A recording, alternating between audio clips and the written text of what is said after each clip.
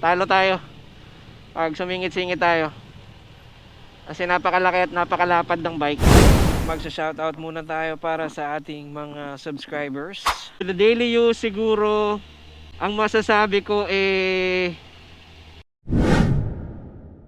good morning mga katodo. At ayan na, sobrang natutuwa tayo kasi may araw. So 3 weeks na atang umuulan, 2 to 3 weeks nang umuulan at hindi tayo makalabas ng bahay. This is just a quick coffee run gagawin natin. And for today's video, pag-uusapan din natin kung itong gantong kalaking bike ba ay pwedeng pang daily use or advisable ba siya for daily use. So discuss natin yan mamaya. Ayan na siya, pinapreheat na natin siya, so we're good to go na. Kasama natin ang ating OBR today. Siya yung naka-belt bag. Siya yung naka-belt bag kasi siya yung nasa likuran. Ayan. So, isa-set lang natin tong ating preload. Mga 2 clicks. Ayan. Hindi na tayo nag-complete gear, mga katodo, no? Kasi coffee run lang to. Andyan lang naman tayo. Sa BGC lang tayo tatakbo. So, mabilis lang. Hindi rin naman tayo dadaan din ng main road. So, alright. Let's do this. Let's hit the road. See you in a bit, guys.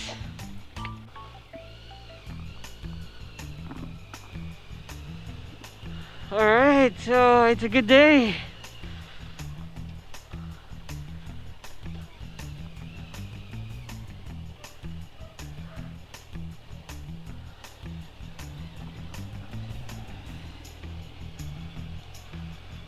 Finally umaraw after 3 weeks. It's the first day na ganito ka medyo katagal yung araw. Kaya labas natin tong ating magandang motor.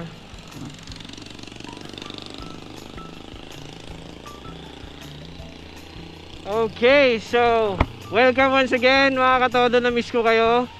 Una sa lahat, gusto ko pong magpasalamat sa mga sumuporta po sa atin. Nasa 51 subscribers na po tayo ngayon. And I'm very thankful sa inyo. Kung sino man kayo, mga 51 katao na sumuporta sa atin at naging parte na ng pamilya natin. Thank you sa inyong lahat. And na-miss ko kayo, guys. Yung nga sinasabi ko, at na-miss ko rin ang pagra-ride. It's been 2 weeks, 2 to 3 weeks na hindi tayo nakalabas. So ngayon na lang uli. Okay, let's head to our discussion kung pang daily ba tong motor na to. Alright. Unang-una sa lahat, napakaganda ng motor na to. In a way na kapag yung speed ang hinahanap mo, yung looks, definitely ang pogi ng bike na to, ang ganda ng bike na to. But for the daily use, siguro ang masasabi ko I'd probably say no. Sasabi ko hindi talaga siya pang daily use. Bakit hindi pang daily use? Una, kasi ang bike na to ay napakabigat. 235 kilos of curb weight. And then pangalawa, kung malapit lang kasi ako sa opisina, guys. So hindi naman ako ganoon kakalayuan sa opisina. So expect mo na ang traffic. And then kung ganito kabigat ang motor mo on a daily commute, papasok ka pa lang, feeling mo pauwi ka na sa sobrang bigat na itong motor na to. Ganon siya medyo exhausting kung malapitan lang. Unang-una, hindi mo may enjoy yung speed ng bike. Kasi sa mga gantong takbuhan na yun, kumakadyot siya. Malakas siyang kumadyot kapag ka nasa gantong slow riding pace ka. So ngawit ka na agad sa clutch. Navigation wise, Kapag naipit ka, hindi mo maisisingit-singit tong bike na to. Kasi apart from mabigat siya, malaki po siya. So onting paling lang, onting pagkakamali mo sa pagpiga ng preno, itutumba ka niya. Or maiipit ka.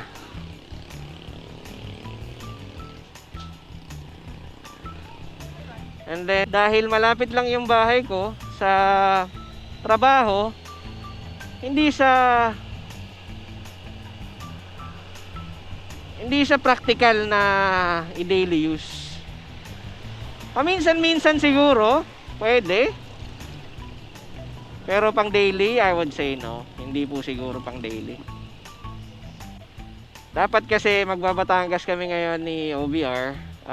Pero late kaming nagising. And then, medyo unpredictable pa yung weather sa mga panahong to. Ngayon, iinit or mainit. Mamaya, hindi natin alam. Pag pauwi na tayo, uulanin ka na. So, mahirap na. And then ayun nga, isa sa mga restrictions kung bakit hindi tayo nakakalabas na masyado pag umuulan is because nagpa-tail tie din na tayo. So kailangan na natin i-consider yon. Consider natin na kapag malakas ang ulan, talagang grabe yung talsik.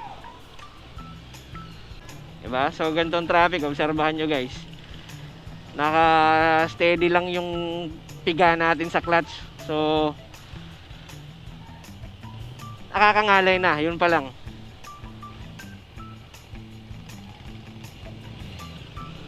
At saka pansin nyo, kapag for sure alam to ng mga nagsuscooter, pansin nyo na pag scooter, ayan, nakakasingit-singit sila.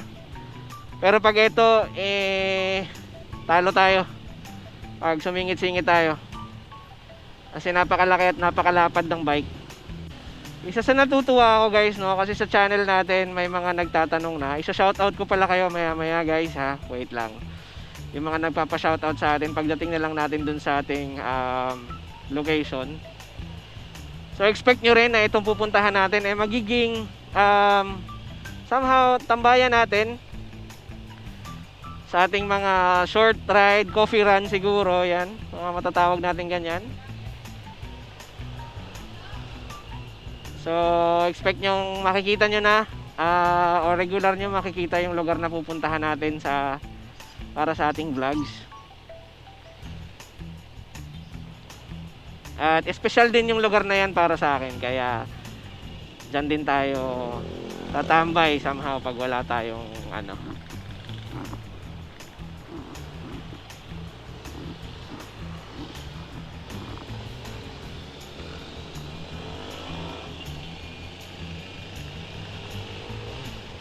Pansinin nyo guys, simula paglabas natin, ngayon pa lang ako nag second gear. Napanood ko to sa sa vlog ni Jao. Shout out Jao Moto. Idol, shout out. Napanood ko to sa vlog ni Jao na ayun nga, yung ZX-10R nga rin niya. Somehow kasi itong Ninja 1000 SX at saka yung ZX-10R ni Jao, magkakaparehas ng DNA yan kasi it's 1000cc. Magkaiba nga lang ng tuning. But the same sentiment na sinasabi ni Jao na yung mga gantong bike, pag nata-traffic, ramdam mong somehow yung inconvenience kasi ang lakas niyang kumadyot. Expected naman siya para sa mga gantong litro at mga malalaking bike. Kumbaga hindi talaga siya, hindi ko masabi kung paano pero hindi naman sa hindi pwedeng matraffic kasi napaka naman nun. Lahat naman nata-traffic. Pero kumbaga advisable sa kanya is talagang dire-diretsong takbo. Isa pa pala sa considerable or kailangan i-consider na factor nitong bike na to when it comes to traffic, yung init ng makina niya. Yung init ng makina, given yan kasi malaki yung bike. So again, 1000cc siya, mainit talaga. Pero compared to Euro bikes, I would say guys, 100% this is way better than Euro bikes. Ayan guys, so ito yung kinabit natin, no. Dahil wala tayong magawa, nag-Lazada gaming na naman tayo. May short clip pala kami doon na ginawa ng aking OVR. So siguro sisingit ko siya sa vlog na installation nito. So sana mag-enjoy kayo. Nasa TikTok na rin siya. At nasa, actually YouTube Shorts, nandun na sa YouTube Shorts. Sa Reels din, in-upload ko na, pero para sa inyo na nasa YouTube, isasama natin yung clip na yan para sa vlog ng installation nitong tank flange.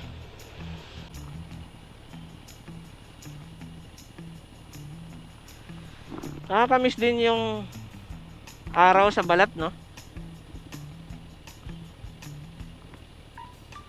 Pero pag sobrang init naman na, magrereklamo na naman tayo. Pag sobrang ulan, nagrereklamo rin tayo. So, ano na lang ba? Pero sa ngayon, na-miss ko yung araw.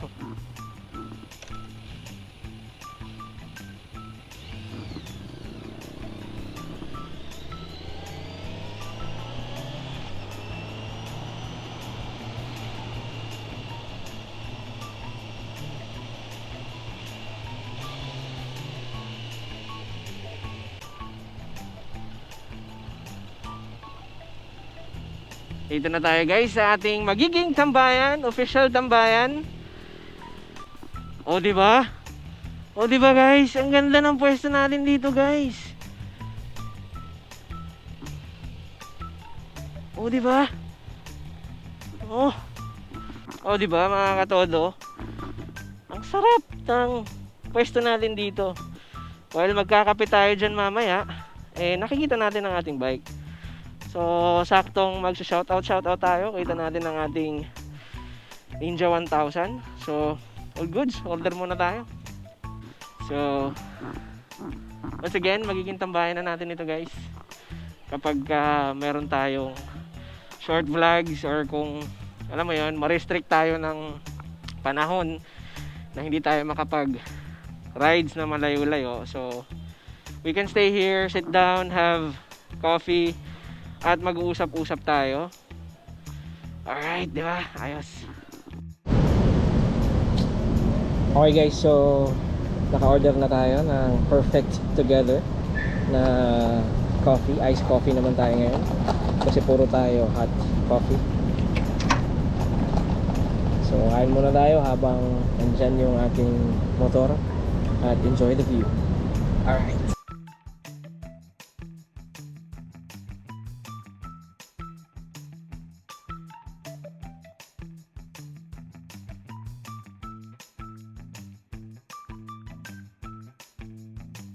Hindi pa tayo tapos magkape pero magsa-shoutout muna tayo para sa ating mga subscribers. Shoutout nga pala kay Gerson Sulapas from Siargao. Gerson, mabuhay ka, thank you. Thank you sa pagsuporta. Nag-comment ka sa isa sa ating mga vlog na gustong-gusto mo yung bike. As always na sinasabi ko sa lahat, just keep on dreaming. Kilusin natin yung mga pangarap natin, kayang-kaya natin yan at itodo natin of course. Shoutout din kay Kuya Mogs Official Vlogs. Kuya Mogs, maraming salamat sa pag-subscribe. And thank you din sir, kung hindi ako nagkakamali, ikaw yung nag-recommend sa akin na kapag nagpapalit ako ng tambucho, consider ko yung 01 Moto. Actually, isa sila sa pinag-iisipan natin na posible nating pagawa ng ating tambucho anytime soon. So thank you Kuya Mogs. Shout out din kay Orel Moto 88 sir. Shout out sa iyo. And of course, Roca Kasaba ng Leyte. Sir, shout out sa iyo. And alam ko you mentioned na you're planning to buy this same bike this coming October. So, abang-abangan mo sir ang ating mga vlogs. Actually guys, marami tayong vlogs na gagawin about this bike. Itong mga vlogs na gagawin natin is definitely makakatulong sa inyo to consider para sa inyo ang bike na to or kung hindi para sa inyo. So, it will help you out definitely. Lahat ng pwede kong ma-share sa inyo with this bike, isi-share natin sa ating mga upcoming vlogs. So, abang-abang lang. So, thank you guys at manood pa kayo ng ating mga vlog sa mga new subscribers natin.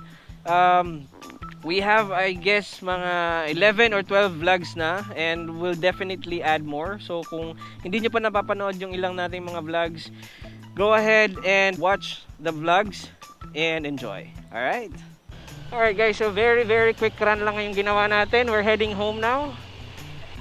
Ay, basta tail tidy.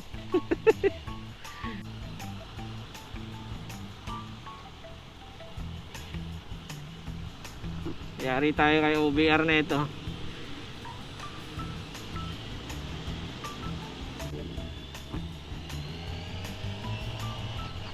Alright, so guys, maraming salamat sa pagsama sa vlog natin today. At kung umabot ka sa punto ng video na to, I am very grateful. Maraming salamat. Sana lumaki pa ang ating community. Thank you sa ating 51 subscribers and many more. And again, kung umabot ka sa video na to or sa punto ng video na to, please don't forget to like, share, comment, and subscribe. And abangan ang susunod natin pang mga vlogs. And of course, shoutout kay Kuya na maganda yung pipe. And of course, ito ang inyong katodo na nag-iiwan na pag nangangarap tayo, sipagan natin, kilusin natin, at itodo natin. Alright, peace out.